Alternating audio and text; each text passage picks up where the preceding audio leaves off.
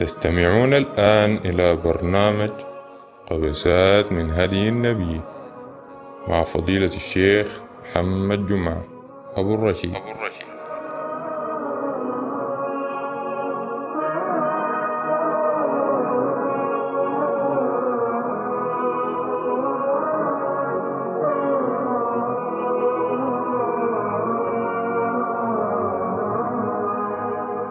بسم الله الرحمن الرحيم. الحمد لله والصلاة والسلام على رسول الله وعلى آله وصحبه ومن والاه.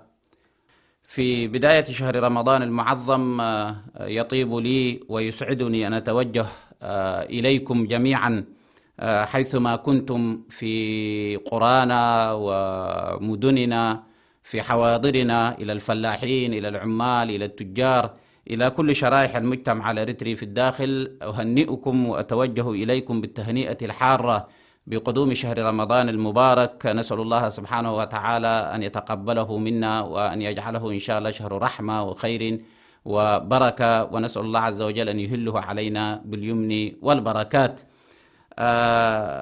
سوف ننطلق إن شاء الله تعالى في 30 درسا مع قبسات من أحاديث النبي عليه الصلاة والسلام خلال هذا الشهر المبارك. وأول ما نستهل به أحد الأحاديث العظيمة الجليلة التي اعتنى بها العلماء اعتناء عظيما قديما وحديثا، وهو حديث عمر بن الخطاب رضي الله عنه وأرضاه.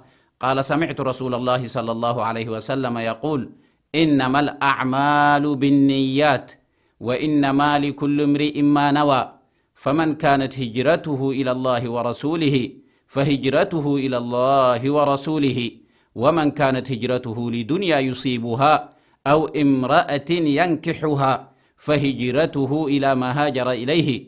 رواه البخاري ومسلم.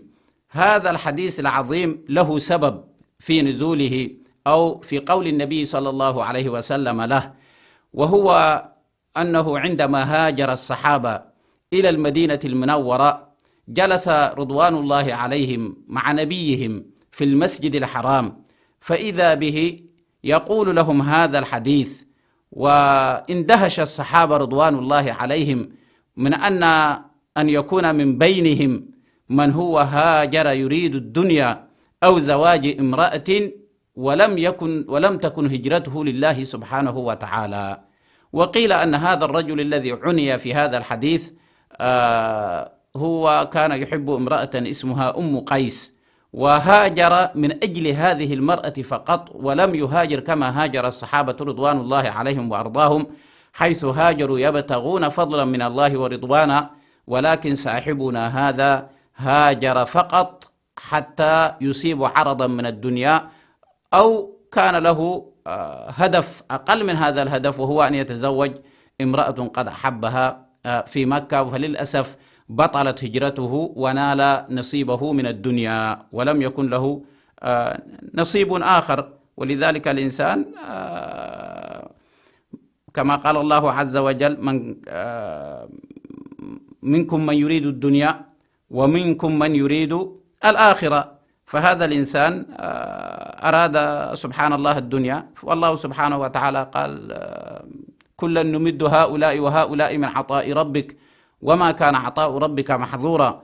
الله سبحانه وتعالى يعطي الدنيا لمن يحب ومن لا يحب، ولكن الآخرة والثواب والأجر والإخلاص لا يعطيه إلا لمن يحب. فنسأل الله عز وجل أن نكون من الذين يصطفيهم الله ويختارهم الله. فنحن الآن يا إخوة بدأنا شهر الصيام، وفي هذا الصيام ينبغي أن نقصد وجه الله سبحانه وتعالى بصيامنا.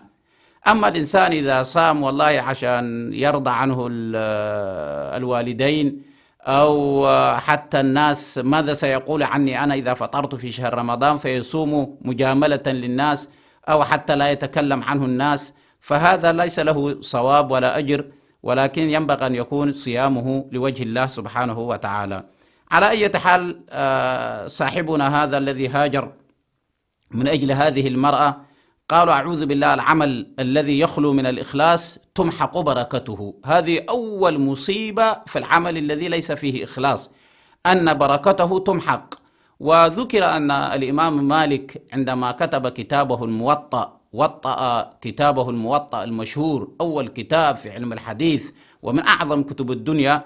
فالناس أعجبت بهذا الكتاب لأنه ذاع في الأمصار وانتشر، فأعجبت به الناس، فبدأت الناس تقلد الإمام مالك وتعمل لها موطأ الإمام فلان وموطأ فلان وموطأ فلان، وكثرت الموطئات. فواحد من أصحاب الموطئات هذه جاء إلى الإمام مالك وعرض عليه موطأه وقال: يا إمام، أنا وطأت كتابا كما وطأت. فأخذ الإمام مالك وتصفح هذا الموطأ، ثم قال قولته المشهورة: ما كان لله دام واتصل، وما كان لغير الله انقطع وانفصل. ولم يبقى في هذه الدنيا إلا كتاب موطأ الإمام مالك إلى يومنا هذا، وآلاف الموطئات التي كتبت محقت بركتها وانتهت. صاحبنا هذا مهاجر أم قيس لا يعرف إلا بمهاجر أم قيس، حتى اسمه اختفى. وقال بعض العلماء هذا كان من أدب الصحابة رضوان الله عليهم، لأنهم اقتبسوا الأدب من رسولهم. فنبينا صلى الله عليه وسلم لم يفضح الرجل، لم يقل فلان هاجر من أجل امرأة، ولكنه قال من يهاجر من أجل امرأة يعني لا يقبل، عن نيته ليست لله. فالرسول عليه الصلاة والسلام ستر هذا الرجل، والصحابة تعلموا هذا الستر من نبيهم، فلم يبوحوا لنا ويذكروا لنا اسم هذا الرجل. ولذلك قيل أنه مهاجر أم قيس، والله أعلم من هو هذا الرجل. وليست العبرة بالأشخاص، لكن يا إخوة أي عمل لا يعمل لوجه الله سبحانه وتعالى تمحق منه البركة. والشيء الثاني، الآفة الثانية، أن الإنسان إذا لا يخلص في عمله لله سبحانه وتعالى فيأتي يوم القيامة وصحائفه خالية من العمل الصالح، لأن العمل كثير ولكن قبوله صفر، لأن مجرى قبول العمل على أمرين: أن يكون العمل خالصا لوجه الله، وأن يكون صوابا وفق الشريعة الإسلامية. فصاحبنا هذا أوقع العمل وفق المطلوب، ولكنه للأسف النية لم تكن خالصة لوجه الله سبحانه وتعالى. ولعلكم تذكرون الحديث العظيم الذي في البخاري، حديث الثلاثة الذين تسعر بهم النار يوم القيامة. أول ثلاثة تسعر بهم النار يوم القيامة قارئ قرآن ومنفق في سبيل الله ومجاهد في سبيل الله. مفروض هؤلاء الثلاثة أول ناس يدخلون من أبواب الجنة، لكن للأسف عين من هؤلاء الذين جاهدوا، ومن هؤلاء الذين علموا، ومن هؤلاء الذين أنفقوا، منهم قسم أول ناس يكبون في نار جهنم. فما هي مشكلتهم؟ يعني هل ألم يعلم هذا الذي حفظ القرآن؟ نعم، بدليل أنه يأتي يوم القيامة عند ربه فيحاسبه ويقول له: يعني أتذكر النعمة التي أعطيتك إياها؟ يقول: يا رب نعم. فيقر بنعمته، فيقول الله عز وجل: وماذا فعلت فيها؟ فيقول: يا رب سهرت وحفظت القرآن وعلمته ودرست وخرجت أجيال وفعلت كذا. فيقول الله عز وجل: نعم فعلت ذلك، ولكن حتى يقال فيك قارئ، وقد قيل يعني أخذت نسيبك من الدنيا، اسحبوه على وجهه في نار جهنم. ويقال هكذا للمنفق: إنما أنفقت ليقال فيك جواد، إنما قاتلت ليقال فيك شجاع، اسحبوه على وجهه في نار جهنم. حتى سبحان الله هذا الحديث لما سمعه سيدنا معاوية رضي الله عنه وأرضاه أغمي عليه خليفة المسلمين معاوية بن أبي سفيان. فلما أفاق من الإغماء قال: صدق الله ورسوله، وقرأ قول الله عز وجل: من كان يريد الحياة الدنيا وزينتها نوفي إليهم أعمالهم فيها وهم فيها لا يبخسون، أولئك الذين ليس لهم في الآخرة إلا النار. فإذا الإنسان الذي يعمل عملا ليس لوجه الله فهذا للأسف أيضا يوم القيامة لا حسنة له. ثم قال الله عز وجل في ختام هذا الحديث: ثلاثة الذين تسعر بهم النار، قال: اسحبوه على وجهه في نار جهنم.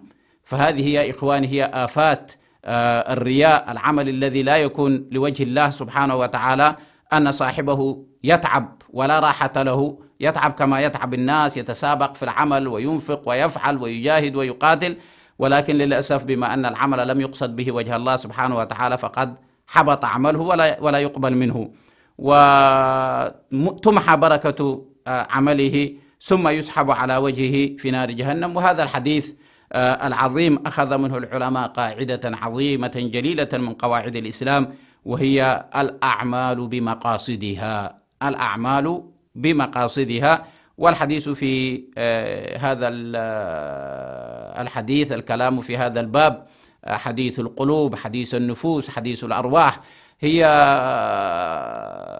لحظات نعيشها في شهر رمضان ينبغي أن نبتغي بها وجه الله عز وجل، حتى إذا خرجنا من هذا الشهر وجدنا كل حسناتنا التي فعلناها من القيام والصيام والتهجد وغير ذلك في ميزان حسناتنا. ولا يحدث ذلك إلا إذا كان هذا الصيام خالصا لوجه الله عز وجل. فأوصيكم ونفسي أيها الإخوة بالإخلاص لله سبحانه وتعالى. نسأل الله عز وجل أن يتقبل منا ومنكم صالح الأعمال، وأن يتقبل منا صيامنا وقيامنا. وأوصيكم بتقوى الله عز وجل، وأدعو الله لي ولكم بالخير والبركة. والسلام عليكم ورحمة الله تعالى وبركاته.